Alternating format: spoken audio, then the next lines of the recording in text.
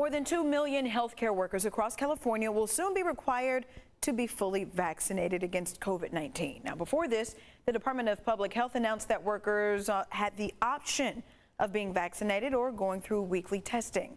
News 8's Regina Ahn has more on this new mandate.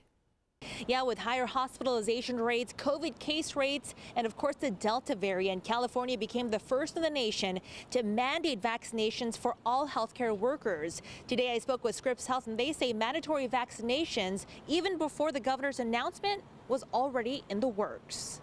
And I actually appreciate the governor and the California Department of Public Health taking this action. Nearly 2.2 million healthcare workers will need to be vaccinated by September 30th.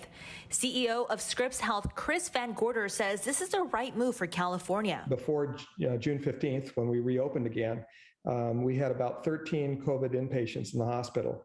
Today we have 122. So you can tell just in a very short period of time the increase in inpatients with COVID in our hospitals. Van Gorder says with the increase of people getting COVID, there's been some pressure on its healthcare system. As a society, we have a responsibility to ourselves, but we have a responsibility to our colleagues, our community members, and others.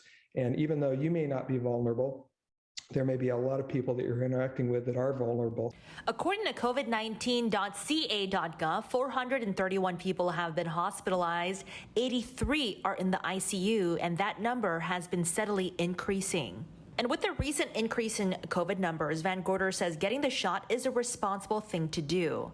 And there is still hesitancy here in San Diego. 72% of San Diegans have been fully vaccinated, 82% with at least one shot. Every single one of our medical staffs voted unanimously to support mandatory vaccinations. These are incredibly brilliant physicians and scientists that understand, the real facts behind the vaccination.